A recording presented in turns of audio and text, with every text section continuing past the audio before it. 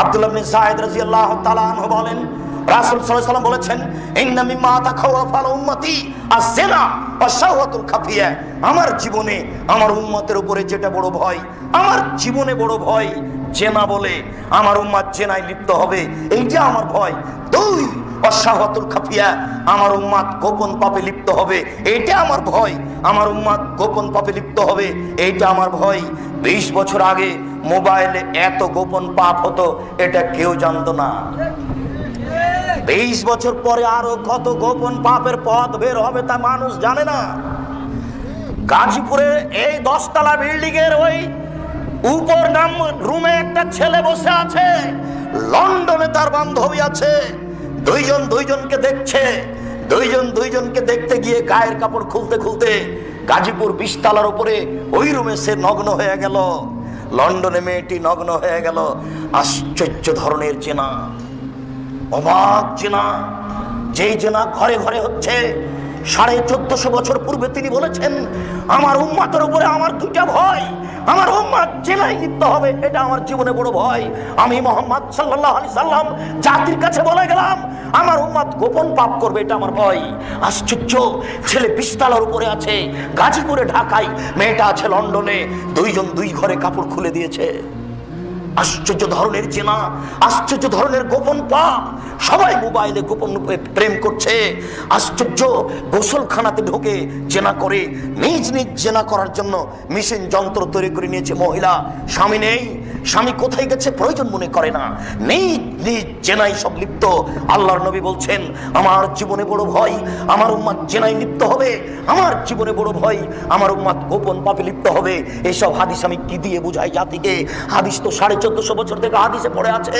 হাদিস গ্রন্থে কেউ যে দেখে না, কেউ যে বলে না, কেউ যে বলা প্রয়োজন মনে করে না, যদি একটু বলতো তাহলে হয়তো বা জনগণ একটু ভয় পেতো। কে একটু বলার চেষ্টা করে না। আবু হুরায়রা রাদিয়াল্লাহু তাআলা আনহু বলেন, রাসূল সাল্লাল্লাহু আলাইহি ওয়াসাল্লাম বলেছেন, তুফতাহু আবওয়াবুস সামায়ে নিসফাল লাইলে, যখন রাত অর্ধেক হয় তখন আকাশের সব দরজা খুলে দেওয়া হয়। যখন রাত অর্ধেক হয় তখন আকাশের সব দরজা খুলে দেওয়া হয়। আল্লাহর নবী বলছেন, মামিন সাইলিন ফাইস্তাজাবু লাহু, যে যা চায় আল্লাহ তাকে তাই দিয়ে দেন। মায়াদুনি, যে ব্যক্তি প্রার্থনা করে ফাইস্তাজাবু লাহু, তার দোয়া কবুল হয়ে যায়। মা মিন ফিকরবিন বিফরজন হো, কেউ যদি বিপদে পড়ে, বিপদ থেকে বাঁচতে চায়, আল্লাহ তাকে বাঁচিয়ে দেন। ইল্লাল বাগিন বেফারজেহা, তবে তার যার জেনার সম্পর্ক আছে সে যতই আল্লাহকে বলুক তার কথা কবুল হয় না।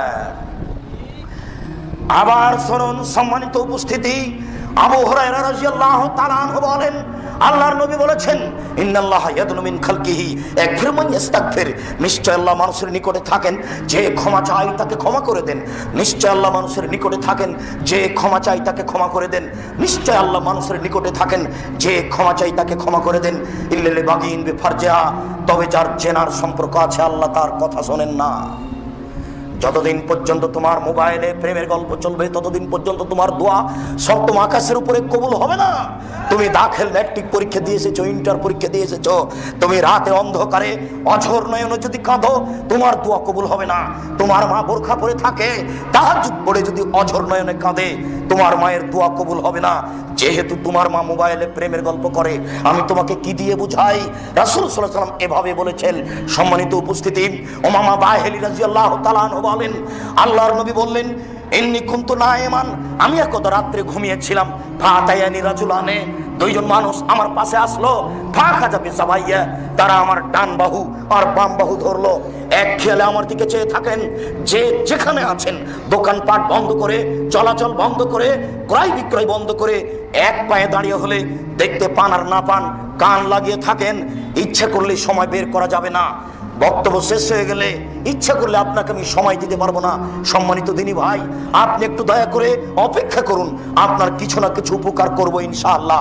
বলছিলাম সম্মানিত দিনী ভাই, রাসূল সাল্লাল্লাহু আলাইহি ওয়াসাল্লাম বললেন, আমি ঘুমিয়েছিলাম, হঠাৎ দুইজন আসলো, একজন আমার ডান হাত ধরলো, একজন আমার বাম হাত ধরলো, ধরে আমাকে নিয়ে চলে যাচ্ছে। ভাই জানাবে কমিন, হঠাৎ দেখি অনেক মানুষ আসাধ্য শাইনিতে ফাখান, ফুলে ফেপে 20 হাত, 30 হাত, 40 হাত, 100 হাত উঁচু উঁচু হয়ে আছে। অন্তানাহ রিহান, দুর্গন্ধে টিকা যায় না। কান্না রিহাউমুল মারাইজ, মনে হচ্ছে যেন তারা গণশৌচাগার, মনে হচ্ছে যেন তারা গণ টয়লেট, মনে হচ্ছে যেন তারা গ্রামের টয়লেট। গন্ধে টিকা যায় না, বিশাল বিশাল হয়ে উঁচু উঁচু হয়ে আছে, 30 হাত 40 হাত 50 হাত 100 হাত উঁচু উঁচু হয়ে লাশ পড়ে আছে, গন্ধে টিকা যায় না। ছি ছি ছি ছি ছি।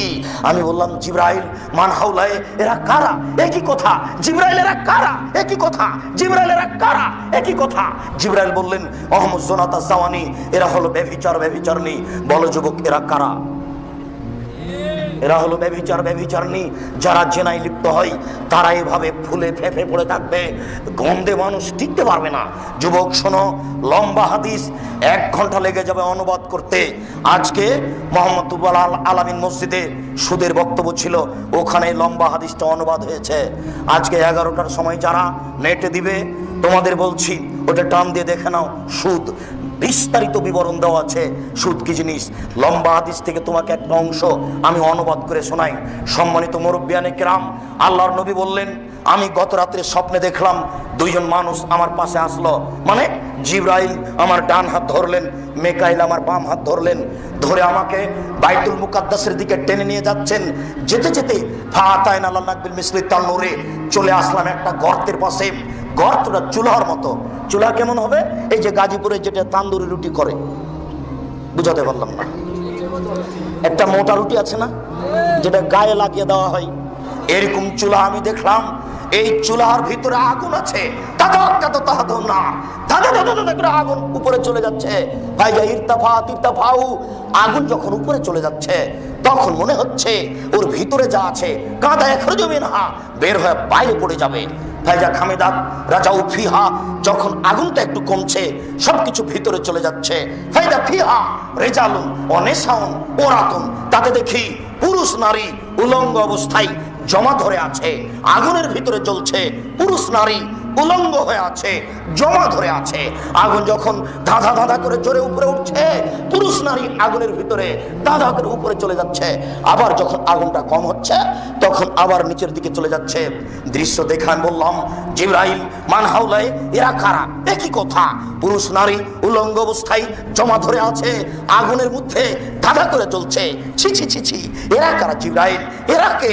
তখন জিবরাইল বললেন, আহমদ জোনা, তারা হচ্ছে ব্যভিচার ব্যভিচারণী। যুবক, আমি তোমাকে কি দিয়ে বুঝাই যে না কত বড় মহাপাপ, তার বাস্তবতা কত কঠিন, তার পরকাল কত কঠিন, তার কিয়ামতের মাঠ কত কঠিন।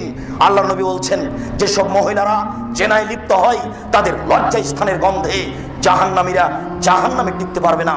যেসব মহিলারা জেনায় লিপ্ত হয় তাদের লজ্জা স্থানের গন্ধে জাহান্নামীরা জাহান্নামে টিকতে পারবে না।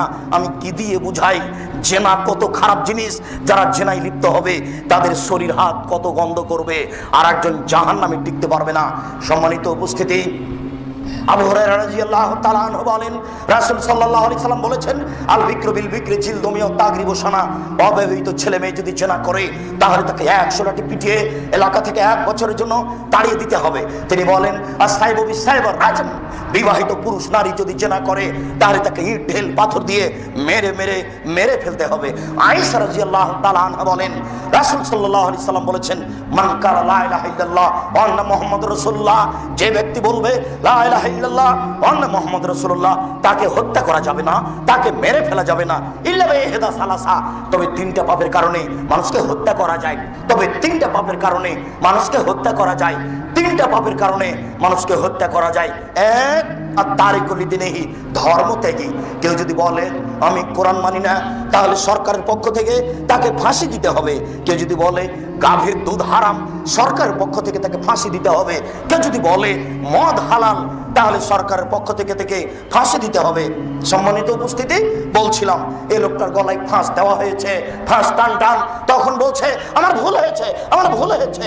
কথা আমি ফিরিয়ে নিলাম, এই লোকটাকে ফাঁস থেকে নামিয়ে দিতে হবে, এর ফাঁসি হবে না। 3 শ্রেণীর মানুষকে হত্যা করতে হয়। তার 1 শ্রেণীর মানুষ ধর্মত্যাগী, তবে তার বাঁচার পথ আছে। 2, কাতালা নাফসান, কেউ যদি কোনো মানুষকে হত্যা করে ফায়ুক্তালো, তাহলে তাকে হত্যা করতে হবে, এর নাম কেসাস। এই ছেলে শোনো, তোমার দাদা 90 বছর বয়স, 3 বার হজ করেছে, তাহাজ্জুদ পড়ে ঘর থেকে বের হচ্ছিলেন, মসজিদের দিকে যাবেন, ওই যে ওই পাড়ার ছেলেটা কালকে তোমার দাদাকে অকথ্য ভাষায় গালি দিয়েছে। তোমার দাদার একটা রাগ ছিল, তাহাজ্জুদ পড়ে বের হয়ে ঘর থেকে বের হতোই ছেলেটা এক থাপ্পড়ে ছেলেটা মারা গেল। এবার তোমার দাদাকে হত্যা করতে হবে। বুঝাতে পারলাম না? এর নাম কেসাস, এর নাম কেসাস। তবে তোমার দাদার বাঁচার পথ আছে। ওই ছেলের বাপ মা যদি বলে আচ্ছা যাক যাক যাক, ও আমার ছেলে মেরেছে, আমরা তাকে মারবো না, তাহলে তোমার দাদা বেঁচে যাবে। তবে পাপটা ছিল হত্যার যোগ্য। শোনো, কেউ যদি জেনা করে বিবাহের পরে, তাহলে দুনিয়াতে তাকে বাঁচানোর কোনো পথ নেই। একটা আশ্চর্য পাপ, পৃথিবীতে এরকম কোনো পাপ নেই যাতে বেঁচে থাকার সুযোগ হারিয়ে যায়। আশ্চর্য ধরনের পাপ। একটু খেয়াল করুন, এক খেয়ালে চেয়ে থাকবেন, 19-20 হয় না যেন, নড়াচড়া করবেন না, নইলে অনুবাদ বুঝতে পারবেন না। এইদিকে দেখেন, গামেদ সম্প্রদায়ের একজন মহিলা আসলো আল্লাহ রাসূলের দরবারে, এসে বলছে তাহেরনি ইয়া রাসূলুল্লাহ, হে আল্লাহ রাসূল আমাকে পবিত্র করুন। তখন আল্লাহ রাসূল বললেন, এই যে তুমি বাড়ি ফিরে যাও, আস্তাগফিরুল্লাহ, আল্লাহর নিকটে ক্ষমা চাও, ও তওবা ইলাইহি, তুমি তওবা করো, তোমার পাপ ক্ষমা হয়ে যাবে। তখন মহিলাটি বলছে, আতুরাদুনি কামারাতাত মাইজুবনে মালিক, মাইজুবনে মালিকের আপনি বিচার করেননি, মুহাম্মদ সাল্লাল্লাহু আলাইহি সাল্লাম আপনি মাইজুবনে মালিকের বিচার করেননি, বারবার তাকে ফিরিয়ে দিচ্ছিলেন, সেইভাবে কি আপনি আমাকে ফিরিয়ে দিতে চাচ্ছেন? জিনা, আমার পেট উঁচু হয়েছে অবৈধ সন্তানে, আমার পেটে অবৈধ সন্তান রয়েছে, দয়া করে আমাকে ফিরিয়ে দিন না, আমার বিচার করে দেন, দয়া করে আমাকে ফিরিয়ে দিন না, আমার বিচার করে দেন। তখন আল্লাহ রাসূল বলেন, আচ্ছা ঠিক আছে, এই যে হাত্তা তালে দি, তুমি বাড়ি চলে যাও, যেদিন তোমার বাচ্চা হবে আসিও, তোমার বিচার করে দেবো। মহিলা চলে গেল। মুসলিম গ্রন্থে এসেছে যে বাচ্চা সবেমাত্র প্রসব হয়েছে, ওই বাচ্চাকে ন্যাকড়ায় জড়িয়ে নিয়ে এসে আল্লাহ রাসূলের দরবারে এসে বলছে, আল্লাহ রাসূল এ দেখেন বাচ্চা প্রসব হয়েছে, এ দেখেন বাচ্চা। তখন আল্লাহ রাসূল বাচ্চার দিকে লক্ষ্য করে মাথা নিচু করে বলছেন, এই যে তুমি বাড়ি ফিরে যাও, ফারজেই হে, বাচ্চাকে দুধ খাওয়াও, হাত্তা তাপ্তমি হে, যেদিন বাচ্চা দুধ ছেড়ে দিবে সেদিন আসিও, আমি বিচার করে দেবো। মহিলা বাচ্চা নিয়ে চলে গেল, বাচ্চাকে দুধ পান করালো। 2 বছর পরে বাচ্চা নিয়ে বিচারালয়ে উপস্থিত। এমত অবস্থায় বাচ্চার হাতে এক টুকরা রুটি রয়েছে, এই রুটি প্রমাণ করে বাচ্চা খাদ্য খেতে পারে। ফাওয়াসাদাহু বিয়াদি রাজুলিন মিনাল মুসলিমিনা, আল্লাহর নবী বাচ্চাটাকে একজন মুসলমানের হাতে দিলেন, বললেন যাও, এই তুমি বাচ্চাকে লালন পালন করো।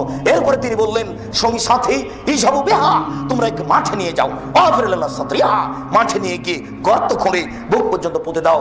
দুঃখিত আমার সম্মানিত দিনী ভাই, আপনাকে আমি কি দিয়ে বুঝাই জেনা কি জিনিস, বিচার কি জিনিস? আপনাকে আমি কি দিয়ে বুঝাই জেনা কি জিনিস, বিচার কি জিনিস? বিবাহ করার পরে যদি পুরুষ এই জেনায় লিপ্ত হয়, তাহলে তাকে বুক পর্যন্ত মাটিতে পুঁতে দিতে হবে না, এমনিতেই চতুর্দিক থেকে ঢেল পাথর মেরে ফেলতে হবে। কিন্তু মহিলা মানুষ যদি তার গায়ে পাথর মারা হয়, তাহলে অঙ্গ প্রত্যঙ্গ খুলে যেতে পারে, ইসলাম এটা মেনে নিবে না। এই অবস্থায় তাহলে কি করা যায়? আল্লাহ রাসূল বললেন, তাকে বুক পর্যন্ত মাটিতে পুঁতে দাও। বুক পর্যন্ত মাটিতে পুঁতে দিয়ে উপর দিকে তোমরা ঢেল পাথর মারতে থাকো। সাহাবীগণ বলেন, আমরা তাকে মাঠে নিয়ে গেলাম, মাঠে নিয়ে গিয়ে গর্ত খুঁড়ে বুক পর্যন্ত মাটিতে পুঁতে দিয়ে চতুর্দিক থেকে ঢেল পাথর মারতে লাগলাম। খালিদ বিন ওয়ালিদ বলেন, আমি একটা পাথর নিলাম, আমি তার মুখের উপরে মারলাম, ফাতারাজাহাতাম আলাওয়াজে খালিদ, পাথরটা মুখে লেগে মুখ ফেটাই রক্ত ছিটে খালিদের গায়ে লাগলো। ফাসবাহা, খালিদ গালি দিয়ে বসলেন, ছি ছি ছি ছি ছি, একজন জেনাকারিনী মহিলার গায়ের রক্ত আমার গায়ে লাগলো। তখন আল্লাহ রাসূল বলেন, মাহলেন খালিদ, খালিদ থামো, তুমি গালি দিও না, লাকা তাওয়াব লাউ তাওয়া সাইবাকসিল্লাহ গফরালাহু, এই মহিলা এত তওবা করেছে, আল্লাহর দরবারে এত ক্ষমা ভিক্ষা চেয়েছে, এরকম তওবা যদি বড় থেকে বড় পাপী করে, তবে তার পাপ ক্ষমা করা হবে। খালিদ তুমি একে গালি দিও না। আল্লাহর নবী বললেন, এর পাপ ক্ষমা হয়ে গেছে। আল্লাহর নবী তার জানাজা করলেন, আল্লাহর নবী তার কাফন দাফন করলে। কি দিয়ে বুঝায় আমি জাতিকে? আল্লাহ রাসূল তাকে বললেন না, যাও তোমার বিচার হবে না, তোমার পাপ ক্ষমা হয়ে গেছে, এই কথা তিনি বললেন না। আপনাকে আমি যেটা বুঝাতে চেয়েছি, কি বুঝালাম? আপনাকে আমি বুঝালাম যে জেনা যদি হয় বিবাহের পরে, তাহলে দুনিয়াতে তার বেঁচে থাকার কোনো সুযোগ নেই। এত বড় পাওয়ারফুল মানুষ, পৃথিবীর সবচেয়ে বড় পাওয়ারফুল মানুষ, তিনি বললেন তার পাপ ক্ষমা হয়ে গেছে, কিন্তু তিনি মাফ করতে পারলেন না। তিনি ধর্মের কাছে জিম্মি, তিনি বলে যেতে পারলেন না যে তার পাপ ক্ষমা হয়ে গেছে, যাও তোমার বিচার হবে না। আমি মনে হয় বুঝাতে পারছি না।